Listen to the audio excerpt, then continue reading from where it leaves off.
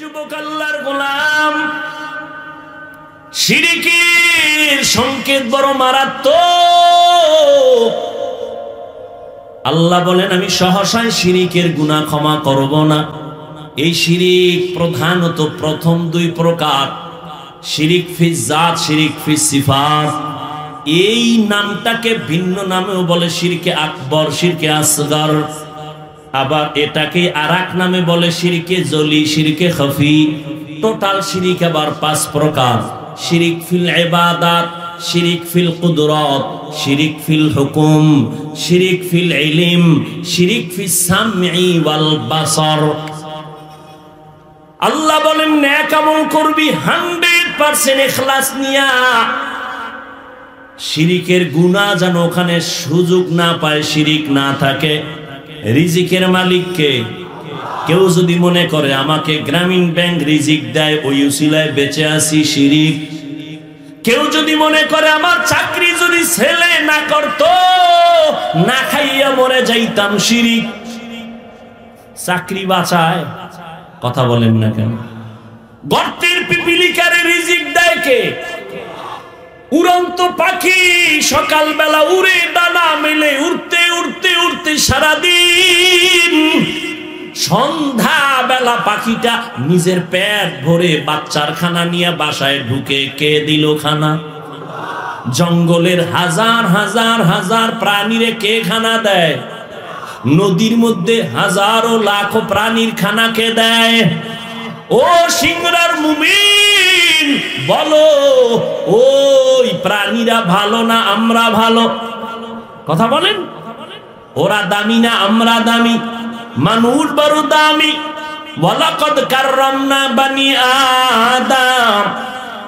আল্লাহ আমাদের বেশি ভালোবাসেন। আমাদের সারা দুনিয়াতে আল্লাহ মানুষ ছাড়া আর কোনো প্রাণী নেই যার বেশি মহব্বত করেন, আমাদের বেশি করেন। পিপিলিকারে যদি মাওলা ঘরে খানা দিতে পারে, নাকি আপনার পিপিলিকা জঙ্গলের প্রাণীরা সিংড়া বাজারে ইয়া নাস্তা খায়? আমি কথা কন না কেন? নদীর মাছগুলো আইসা সিংড়া ঘাটে খানা খায়। আল্লাহ যদি ওদের জায়গায় খানা পৌঁছাইয়া দিতে পারে, রে মুমিন, তুমি আমার মাওলার কত আদরের গোলাম। তোমারে তো বালিশের কিনারায় খানা দেওয়ার কথা ছিল, দেয় না কেন? আমার মাওলায় দেয়, তুমি নেও না, তোমার কপাল বড় খারাপ। আমার মাওলায় দেওয়ার জন্য গভীর রাতে হাজির। এমন একটা রাত নাই যে আল্লাহ আসেন না। ফজরে কোন সময় আসেন? ফজরে, জোহরে, আসরে, মাগরিবে, এশা। জানা থাকলে বলেন আল্লাহ আসেন কখন? প্রথম আসমানে। আরে ভাই বলেন, শেষ রাত্রে নাই? তাই তো, শেষ রাত্রে না? কবে আসেন? হ্যাঁ, কেন আসেন? বান্দার থেকে কিছু নিতে না দিতে? দেখছেন নি? আপনার তো কিছু লাগে না? লাগে? আপনি নাক টাইনে ঘুমান কেন? অতিও গভীর হয় রজনী যখন, নীরবে প্রভুর নাম জপিও তখন। প্রভুর করুণা যদি পাইবারে চাও, গভীর রাতে উঠে প্রভুর গুণগান গাও। এমন একজন নবী, এমন একজন সাহাবী, এমন একজন ওলি আল্লাহ ভোর রাতের কান্না ছাড়া সফলতা অর্জন করতে পারে নাই। আমার মাওলায় দিতে আসে, কি লাগবে বল? টাকা লাগবে বল? ওরে জুতার ফিতাও যদি ছিঁড়া যায়, আমার আল্লাহকে বল আমার জুতার ফিতা নাই। পিপিলিকারে যেই খোদায় খানা দেয়, ওই খোদা আমারে পারে না। ইয়া আইয়ুহান নাস আনতুমুল ফুকারাউ ইলাল্লাহ ওয়াল্লাহু হুয়াল গানিয়্যুল হামিদ।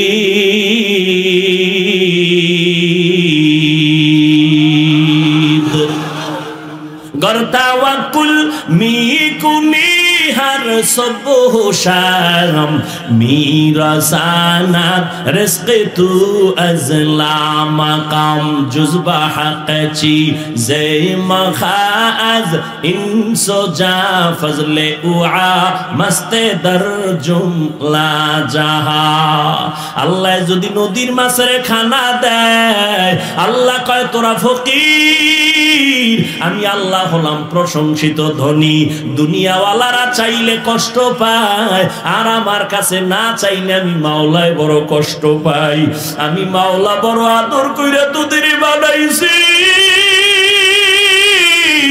আমার ছেলে নাই মেয়ে নাই যে ওদের দিব আমি তোদের দিয়ে তাকায় থাকি কখন জবানটা খুলে একবার আল্লাহ বলে ডাক দিবি ওরে ভোর রাত্রে যদি একবার ডাক দিতিও মালিক তুমি আমার রহমতের দরজা খুলে দাও আমার ছেলেটা কথা শুনে না ওর অন্তরে মোহব্বত বাড়ায়া দাও আমার দোকানে ব্যবসা হয় না তুমি বাড়ায়া দাও অমুক এলাকার মানুষ আমারে খারাপ বলে তুমি তাদের অন্তর ঘুরাইয়া মোহব্বত বাড়ায়া দাও আমার স্ত্রী কথা শুনে না তুমি তারে আমার ভক্ত বানায়া দাও ও আল্লাহ ঋণ হইয়া গেছি আদায় করতে পারি না তুমি কুদরতের দরজা খুলে দাও আল্লাহর কসম আমার মাওলা কুদরতি ব্যবস্থায় তোমার সব ব্যবস্থা করে দিতেন লা জিদ্দা লাহু ওয়ালা নিদ্দা লাহু ওয়ালা মিসলা লাহু ونشهد أن سيدنا وسندنا وحبيبنا وحبيب ربنا وطبيبنا وطبيب قلوبنا ومولانا محمدا عبده ورسوله أرسله بالحق بشيرا ونذيرا وداعيا إلى الله بإذنه وسراجا منيرا اللهم صل على محمد النبي الأمي وعلى آله وسلم تسليما وبعد فأعوذ بالله من الشيطان الرجيم بسم الله الرحمن الرحيم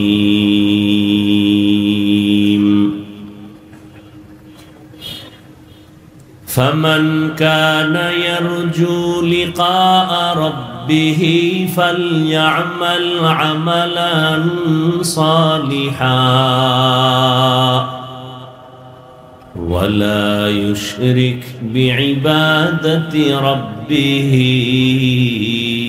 أحدا وقال النبي صلى الله عليه وآله وسلم أخلص دينك يكفك العمل القليل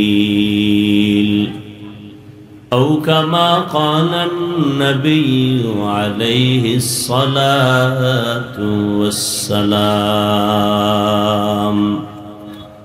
صدق الله مولانا العظيم وصدق رسوله النبي الأمي الكريم ونحن على ذلك من الشاهدين والشاكرين والذاكرين والحمد لله رب العالمين سبحانك لا علم لنا إلا ما علمتنا إنك أنت العليم الحكيم رب اشرح لي صدري ويسر لي أمري واحلل عقدة من لساني واحلل عقدة من لساني يفقه قولي عمل سے زندگی بنتی ہے جنت بھی جہنم بھی عمل سے زندگی بنتی ہے جنت بھی جہنم بھی یہ خاک اپنی فطرت میں نہ نوری ہے نہ ناری یہ خاک اپنے فطرت میں نہ نوری ہے نہ ناری حقیقت کھل جائے گی بوقت امتحان تیرے حقیقت کھل جائے گی بوقت امتحان تیرے کہ سستی میں یا محنت میں گزاری زندگی تو نے کہ سستی میں یا محنت میں گزاری زندگی تو نے محمد نے آ کر کفر کو مٹایا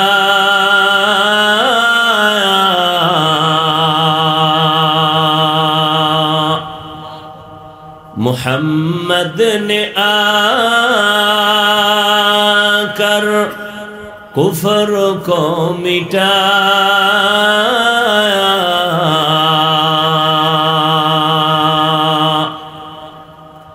کفر کو مٹا کر صداقت بتایا کفر کو مٹا کر صداقت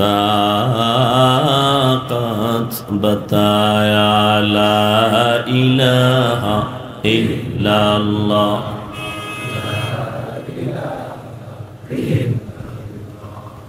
لا الہ الا اللہ لا الہ الا اللہ لا الہ الا اللہ لا الہ الا اللہ لا الہ الا اللہ لا الہ الا اللہ لا الہ الا اللہ لا الہ الا اللہ لا الہ الا اللہ لا الہ الا اللہ محمد رسول اللہ অত্র জামিয়ার আয়োজনে আজকের এই মাহফিল 22 অক্টোবর 2024 এবার আপনাদের মনিটর কোথায় হ্যাঁ কই মনিটর কই তা আওয়াজটা কানে আসতে হবে না ওটা ওখানে দিলে হবে আর ভলিউম বাড়াইলে আওয়াজ আসে কেন নয়েজ আসে কেন আর নাহলে ভলিউম বাড়াও যেভাবে আছে থাক নয়েজটা বন্ধ করে ভলিউম বাড়াও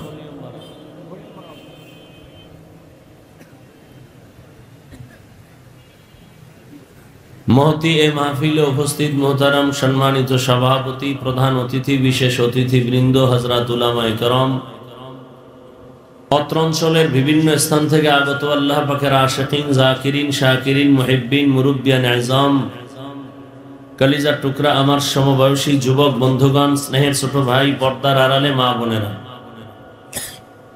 আল্লাহ পাকের দরবারে শুকর যে আল্লাহ পাকে ফিতনার যুগে হাজারো লাখো মানুষের মধ্য থেকে বাছাই করে দয়াময় আল্লাহ আমাদেরকে পৃথিবীর শ্রেষ্ঠ মজলিস, উলামায়ে আহলে হকের মজলিস, গুনাহ মাফের মজলিস, তওবা কবুলের মজলিসে আসা ও বসার তৌফিক দান করেছেন। নিয়ামতের শুকর আদায়ার্থে ঈমানের আওয়াজকে উঁচু করে এক আওয়াজে উচ্চ কণ্ঠে সকলেই পড়ি আলহামদুলিল্লাহ। দরুদ ও সালাম সাইয়্যিদুল মুরসালিন, রাহমাতুল লিল আলামিন, শফিউল মুজনিবিন, খাতামুন নবিয়্যিন, সাইয়্যিদুস সাকালাইন, ইমামুল মুরসালিন, শফিয়ে আযম, রাসূল আকরাম, রহমতে আলম, নবিয়ুল আরব আল আজম, হাবিবে কিবরিয়া, আশরাফুল আম্বিয়া, সৈয়দুল আম্বিয়া, শফিয়ে মাহশর, সাকিয়ে কৌসর, আকায়ে নামদার, মদিনাহ কা তাজদার, আফতাব নবুওয়ত, ফখরে মৌজুদা, সৈয়দুল মখলুকাত, হযরত মুহাম্মদুর রাসূলুল্লাহ। জোরে পড়লে গুনাহ হবে। সবাই পড়েন, সবাই একসাথে পড়েন। দরুদ পড়লে গুনাহ। একবার পড়ছেন, সাথে সাথে 3টা পুরস্কার পেয়ে গেছেন। আরো আস্তে করে বলেন। প্রথম পুরস্কার 10টা গুনাহ মাফ হয়ে গেছে। দ্বিতীয় পুরস্কার 10টা নেক আমলনামায় যোগ হয়েছে। তৃতীয় পুরস্কার আল্লাহর দরবারে আপনার মর্যাদা 10 গুণ বেড়ে গেছে। বেশি বেশি দুরূদ পড়বেন। কোনো তাবিজ টাবিজের দরকার নাই। পৃথিবীতে 2টা তাবিজ আপনাদের জন্য, যারা কোরআন পড়তে পারেন না, বড় দোয়া পারেন না, 2 তাবিজ জীবনের কঠিন এক পাওয়ারওয়ালা। যত মুসিবত হোক না কেন, যা কিছু হোক না কেন, এই 2টা তাবিজ যদি ভালো করে ধরে রাখেন, কিসের ব্যবসার সমস্যা, ঘরের সমস্যা, বাহিরের সমস্যা, অসুস্থতার সমস্যা কিচ্ছু থাকবে না ইনশাআল্লাহ। এক তাবিজ একটু আগে পড়লাম, কালেমা লা ইলাহা ইল্লাল্লাহ। এটা সব থেকে এক পাওয়ারওয়ালা কালেমা। এর থেকে আর পাওয়ারওয়ালা কালেমা নেই। হাঁটতে, বসতে, উঠতে, চলতে, সর্বাবস্থায় কালেমা। ভাই কথা না বলি, তোমাকে কিলাকিলির মধ্যে দিয়া দেখবা মোনাজাত হয়ে গেছে। আমার সুবিধাটা আগে দেখা উচিত। আর এরা যদি মনিটরটা নিচে একটা কি বলে এরকম টেবিলের উপরে দিত তো হইতো।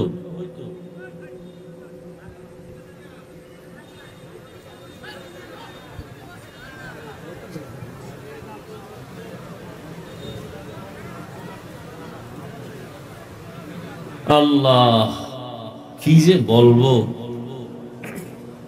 মনিটরটা নিয়ে টেবিল নাই কি? এই জিকিরে মজা কেমন?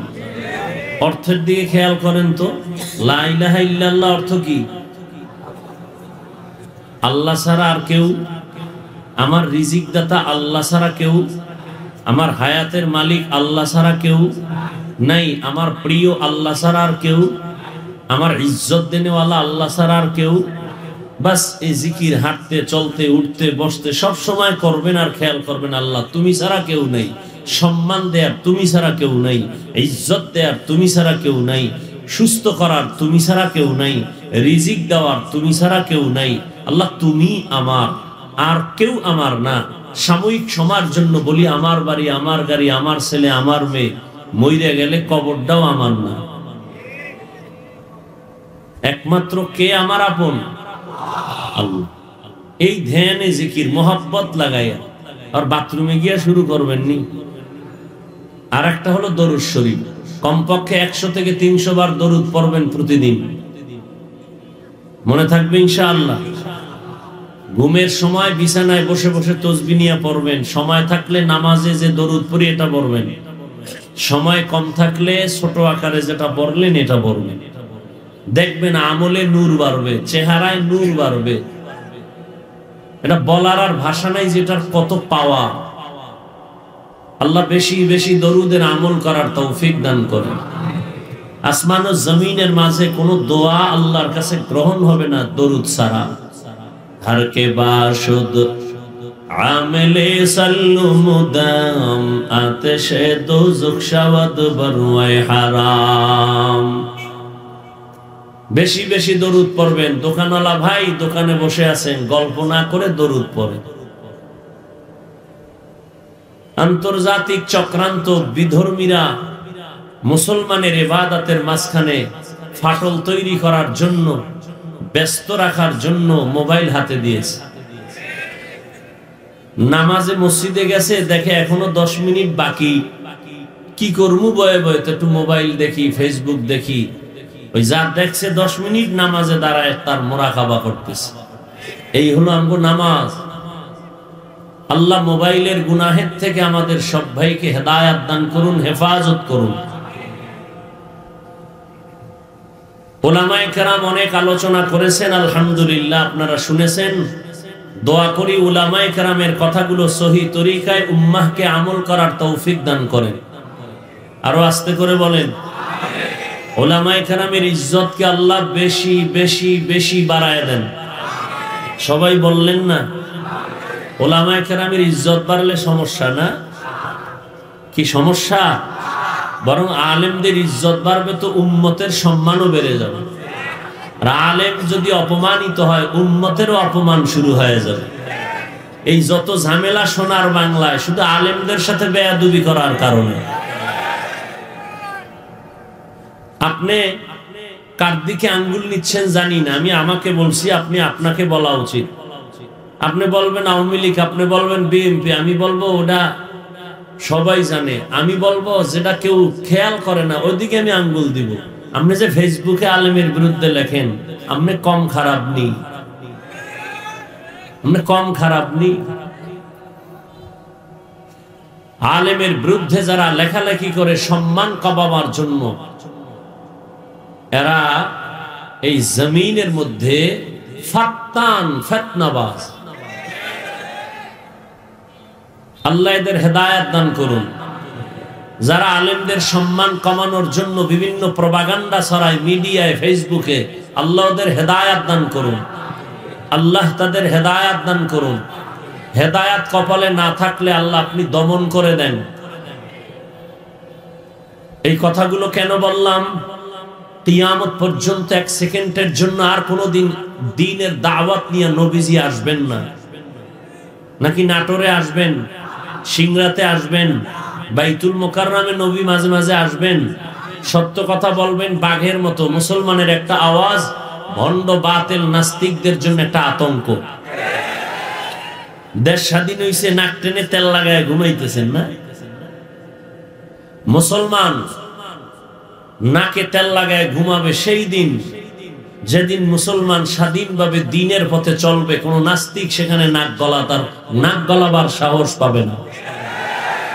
মুসলমান তো তেল লাগায় নাক ঘুমাবে সেই দিন যেদিন কোরআনের বয়ান চলবে, আলেমরা বয়ান করবে, কোন বেঈমান আর নাস্তিক আর বেনামাজির থেকে অনুমতি নিতে হবে না। মুসলমান তো নাকে তেল লাগায় ঘুমাবে সেই দিন যেদিন এদেশের পৃথিবীর শ্রেষ্ঠ জায়গা মসজিদের কমিটিতে কোনো বেনামাজি ঢুকবে না।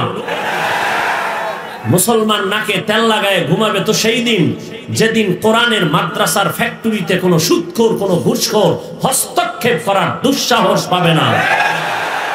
যতদিন পর্যন্ত এগুলো না হবে, কাফন কিনে রেডি থাকো। শুধু আবু সাইদ আর মুগ্ধ নয়, বারবার জীবন দিতে হবে দ্বীনের জন্য, ইসলামকে টিকাবার জন্য। নাকে তেল লাগায় ঘুমায় না। বেঈমানরা ঘুমাতে পারে, মুনাফিকরা ঘুমাতে পারে, মুমিন ঘুমাতে পারে না। তুমি এখানে তেল লাগায় ঘুমাবা, আর ঢাকার শহরে আম্মাজানেরা সাংবাদিক সম্মেলন করে বলে আমগো দেহ ব্যবসার অধিকার ফিরায় দিতে হবে। তুমি তেল লাগায় ঘুমাও। আল্লাহ হেদায়াত দান করুন। তো কিয়ামত পর্যন্ত নবী আর আসবেন? আবু বকর, ওমর, ওসমান, আলী সহ কোন সাহাবায়ে কেরাম রাদিয়াল্লাহু আনহুম আজমাইন আসবেন? সত্য কথা বলবেন, মানেন আর না মানেন। তবে বিড়ালের মতো নয়, বাঘের মতো, সিংহের মতো। পারবেন না ইনশাআল্লাহ? আসলে বয়ান হয়ে গেছে, একটা মানুষ যে জান্নাতে যাবে যে জানিয়া, সে বয়ান কিন্তু মোটামুটি আপনিও জানেন, কিন্তু জানলে কি হবে? ইবলিসও তো কম জানে নাই। সব জানেন, মিথ্যা কথা বলা কবিরা গুনাহ, মানুষের হক নষ্ট করা কবিরা গুনাহ, গালি দেওয়া কবিরা গুনাহ, মা বাবার সাথে বেয়াদবি কবিরা গুনাহ, মুরব্বির সাথে বেয়াদবি, আলেমদের সাথে বেয়াদবি কবিরা গুনাহ, সব জানেন, মানা নাই। মানার জন্যই পিডাভিডির কোনো কায়দাও নেই। লা ইকরাহা ফিদ্দীন, ধর্ম নিয়ে কারো কান ধরে জোর করার কিছু নাই। জানেন সব, মানেন না। মানাবো কেমনে? ডান্ডার ভারী দিয়া? না, সরকার ভারে না, আমরা কেমনে ভারি? কোটি কোটি কোটি টাকা ব্যয় করে কত বাহিনী বানাইছেন সরকার, লেখাপড়া করাইয়া, অস্ত্র হাতে দিছেন। দুর্নীতি বন্ধ করো ভিডাইয়া, আর্মি, র্যাব, পুলিশ, চাঁদাবাজি বন্ধ করো, নেশা আড্ডা বন্ধ করো। পরিপূর্ণ কামেল সাকসেস হতে পারছে? পারেনি। পদ্ধতি কি? আল্লাহকে আমি যে পদ্ধতি দিছি এটা ধরো। আমার পদ্ধতি মুহাম্মদ আমার বন্ধু শ্রেষ্ঠ নবী গ্রহণ করছে 13 বছরে। পৃথিবীর নিকৃষ্ট খারাপ মানুষ, মক্কার লম্পট চরিত্রহীন, জান্নাতের সার্টিফিকেট পেয়ে গেছে। ডান্ডার বাড়ি লাগে নাই। এই জন্য আমি বলি প্রায় মাহফিলে, ওলামায়ে কেরাম এই দেশ আর জাতিকে যা দিয়েছে পৃথিবীর কেউ তা দেয় নাই। অন্যরা দেয় স্বার্থের জন্য, ওলামায়ে কেরাম দেয় শুধু জান্নাতের আশায়, আর কিচ্ছু না। কিন্তু বিনিময়ে তোমরা আলেমকে কি দাও? গালি, আর কিছু না, আর কিছুই দাও না। আলেমকে মনে করো গোলাম, মসজিদের ইমাম।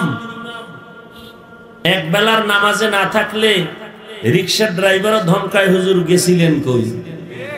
হুজুর কয়, কে তুমি? আমি রিক্সা চালাই। তুমি আমাকে জিগাও তোমার পাওয়ার? 5 টাকা মাসে বেতন দেই, সেই পাওয়ার। সত্য কথা না স্বীকার করতে কইছি? আছে? আল্লাহ হেদায়েত দান করুন। তো কিয়ামত পর্যন্ত নবী আসবেন না, সাহাবায়ে কেরাম আসবেন না, আইম্মায়ে কেরাম আসবেন। ইমামে আজম আবু হানিফা, ইমাম শাফিঈ, ইমাম মালিক, ইমাম আহমদ বিন হাম্বল রাহিমাহুমুল্লাহ কেউ আসবেন না। ইমাম বুখারী, ইমাম তিরমিজি, ইমাম মুসলিম কেউ আসবেন না। আউলিয়াদের কেউ আসবেন না। বড় বড় আউলিয়ায়ে কেরাম, মুজাদ্দিদ আল ফিসানি, বরফির আব্দুল কাদের জিলানী, খাজা মাইনুদ্দিন চিশতি আজমেরি, আব্দুল কুদ্দুস গঙ্গুহি, রশিদ আহমদ গঙ্গুহি, কাসেম নানতবি, হুসাইন আহমদ মাদানী, যাদের চেহারা দেখলে খারাপ মানুষ ভালো হওয়ার সিদ্ধান্ত নিত, আল্লাহ এত পাওয়ার তাদেরকে দিছিলেন, তারাও আর আসবেন না। আসবেন? দুনিয়াতে চলার পথ দুইটা, ফারিকুন ফিল জান্নাহ ওয়া ফারিকুন ফিস সাঈদ। একটা জান্নাতের পথ আর একটা জাহান্নামের পথ। সিদ্ধান্ত আপনার, কোন পথে যাবেন। কি বলেন না কেন?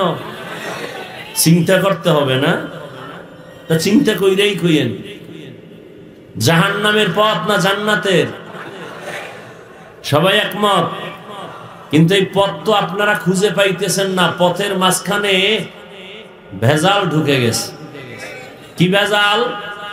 একদল বলে পীরের কদমে সেজদা দাও, এটাই সঠিক পথ। কেউ বলে নারী পুরুষ বেপর্দা হয়ে জিকির করো আর ঢোল বাজাও, এটাও সঠিক পথ। লাগজেনি প্যাস। সঠিক পথ কই পাবেন? সব ভেজালের মুক্ত হয়ে সঠিক পথের সন্ধান আছে কোরআন হাদিসে। কোথায়? কপাল খারাপ, কোরআনও পড়তে জানেন না, হাদিসও বুঝেন না। এখন কি করবেন? নবীও আর আসবে না কোরআন বুঝাইতে, সাহাবায়ে কেরামও আসবেন না। এখন কি করবেন? যাবেন জান্নাতে, পথ চিনেন না, আছে কোরআনে, পড়তে পারেন না। এখন কি করবেন? কিয়ামত পর্যন্ত তার স্থায়ী সমাধান উলামায়ে আহলে হকের সোহবত ছাড়া রাস্তা খোলা নাই। অতএব ফাইনাল রেজাল্ট, যারা উলামায়ে কেরামদের থেকে দূরে থাকবে তাদের দুনিয়াও বরবাদ, আখিরাতও বরবাদ। আসতে বললেন কেন? সত্য কথাটা মেনে নিবেন। কারো কোনো প্রশ্ন থাকলে আমাকে বলবেন যে এই কথাটা কোরআন সুন্নাহ বিরোধী। ভুল হলে সবার সামনে কানে ধরে তওবা করে নিব। আল্লাহ হেদায়েত দান করুন। তাহলে উলামায়ে কেরামের ইজ্জত কমক না বাড়বে? আল্লাহ আরো বাড়ায় দেন। আমি সূরা কাহাফের শেষের দিকে এক টুকরো আয়াত পড়েছি, নবীজির হাদিস থেকে এক টুকরো হাদিস পড়েছি। বয়ান হবে আপনাদের ধৈর্যের উপরে। আর একটা কথা ফাঁকে আধা মিনিটে বলে দেই, কিয়ামত পর্যন্ত লিখে রাখবেন ঘরের দরজায়, অন্যরাও যেন জীবনে এসে দেখে এই কথাটা অপ্রিয় সত্য। কোন আলোচকের আলোচনা, বক্তার বক্তব্য, ওয়াইজিনের ওয়াজ, এটা এলেমের জোরে, আমলের বাহাদুরিতে হয় না। আল্লাহর রহমত তো আছেই 100%, জাহিরি ভাবে এটা নির্ভর করে শ্রোতাদের অন্তরের মহব্বত আর আকর্ষণের উপর। অতএব আপনাদের অন্তরের মহব্বত আর আকর্ষণে বয়ান হবে। কি হবে আল্লাহ ভালো জানেন, আপনারাও জানেন না, আমিও জানি না। কি বয়ান করব তাও বাড়ির থেকে শিখে আসি না, আর চিন্তা করে আসি না যে আজকে সিংরাতে এই বয়ানটা করব। আউযুবিল্লাহ কয়ে বিসমিল্লাহ ঢুকার পরে জেহেন ঘুরাইলাম যে কি আয়াতটা পড়া যায়, জেহেনের সামনে যেটা চলে আসছে তাই পড়লাম। এবার এই আয়াত দিয়ে শুধু তরজমা পড়ার পরে কিছু ব্যাখ্যা কি আল্লাহ বলাবেন তা আল্লাহই ভালো জানেন। দোয়া করি এতটুকুই যে উম্মতের রুহের খোরাকের জন্য যা দরকার আল্লাহ তা দান করুন। বয়ান হেদায়েতের মালিক না, অনেক লোক হয়েছে সিংরার মাহফিলে, এটাও সফলতার কোনো চাবি না। মোনাজাত দিয়া কান্না করে যেতে পারলেন কিনা তওবা করে, এটা সফলতা। আল্লাহ কবুল করেন। এটা এমন একটা বরকতের মাঠ যেখানে আসতে কপাল লাগে, মন চাইলেই আসা যায় না। বসতে কপাল লাগে, মন চাইলেই বসা যায় না। শেষ দোয়ায় কান্না করে যাইতেও কপাল লাগে। টাকা থাকলেই মক্কা যাওয়া যায় না, কপাল লাগে কপাল। নবীজিকে এক নজর দেখলেই জান্নাত ওয়াজিব, জাহান্নাম হারাম। যে নবীর চেহারা একবার দেখলে পেটের ক্ষুধা থাকে না, সেই নবীকে 13 বছর কাছে বইয়া দেখলো, শ্রুতি মধুর বয়ান শুনলো, এরপরও কালেমা কপালে আসলো না। কে? এর নাম কপাল। আর 27 বছরের যুবক তরবারি নিয়ে যায় নবীকে জবাই করবে, তরবারি ফালায় একাই নবী কালেমা পড়ায় না। এর নাম কপাল। এর নাম কি? কপাল। অনেকে জানে এখানে মাহফিল হবে, ঘোষণা শুনছে, আসতে পারে নাই। আর এক দল এসেছে বাড়ির থেকে, সিংড়ায় মাহফিলে যাই, কপাল খারাপ, বেহেশতের প্যান্ডেলে ঢুকতে পারে নাই। কেউ আছে দোকানপাটে আড্ডা দিয়া তাজা তাজা কবিরা গুনাহ করতেছে এই মুহূর্তে। দোয়া করি আল্লাহ হেদায়েত দান করুন। আর একদল প্যান্ডেলে ঢুকছেন কিন্তু মোবাইলের কারণে তার কলবের দরজা বন্ধ হয়ে গেছে। আল্লাহ হেদায়েত দান করুন। কপাল খারাপ। এই মোবাইল ধ্বংসের আর কি বাদ রাখলো বলো? এত সুন্দর একটা জায়গা যেখানে বসার সাথে সাথে সব গুনাহ মাফ। এই চিন্তাটা যদি ব্রেনে ঢুকে, সে মোবাইলটা হাতে নেয় কখন? ওই চিন্তা আসে কিভাবে? সে তো মরার চিন্তায় না বয়ান শুনবে, সে গুনার কথা স্মরণ করে না, কান্নার ভাব ধরে বয়ান শুনবে। সে মোবাইল দিয়ে আবার ছবি তোলে কখন? স্টেজে ঢুকতেছি, এই ডিস্টার্ব করবেন না, স্টেজে ঢুকতেছি, লাইন দিয়ে মানুষ দাঁড়ানো, স্বেচ্ছাসেবকরা খুব ধাক্কা ধাক্কি করে উঠাচ্ছে, মানুষ হাত বাড়ায় দিছে, আমার সাথে কি করবে? মুসাফাহা করবে। এখন দেখতেছি যদি একজনকে হাত দেই তো সবাইকে দিতে হবে, হবে না? এটা সম্ভব না, স্টেজে আসতে বিঘ্নতা হবে। নাম্বার 2, কেউ আবার এক হাত হার বাড়ায় হাত দেয়, আর এক হাত দিয়ে ছবি উঠাবার ফিকির করে। আল্লাহর জাতের কসম, লিখে রাখো হে সিংড়ার মানুষ, যারা শুধু ছবি করার জন্য হাত মিলায়, এদের ওয়াল্লাহি আল্লাহর কসম কোনো সওয়াব নাই। এজন্য আমি টের পাইলে যারা মোবাইলে শুধু ছবির জন্য হাত বাড়ায়, আমি তাদের হাত সরায় দেই। আমি হাত আমারটা বাড়াই না, ছবির জন্য হাত দিব না। নাম্বার 3, কেউ বলে আবার এত অহংকার, হাত বাড়াইলাম হাত দিল না।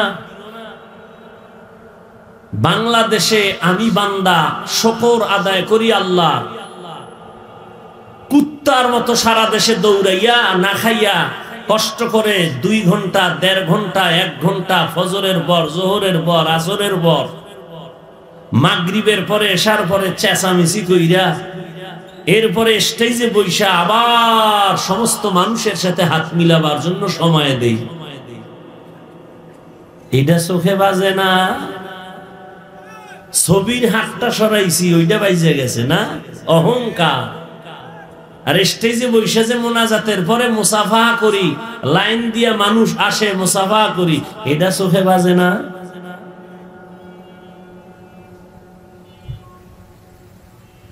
আল্লাহ হেদায়াত দান করুন। আসতে বললেন কেন?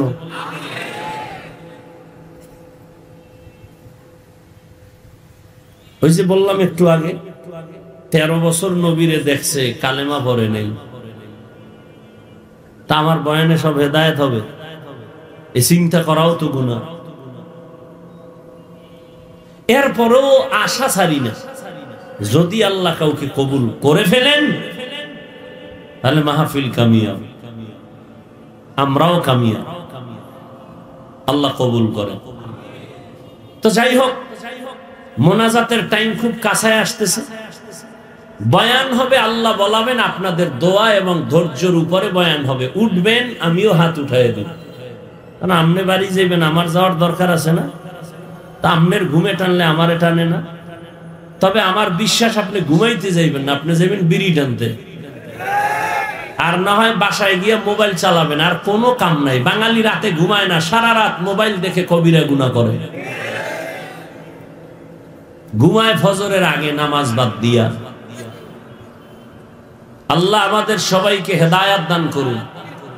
আমার সাথে একটু নিয়ত করা যায় যে দোয়া শেষ করে যাবেন, উঠবেন না।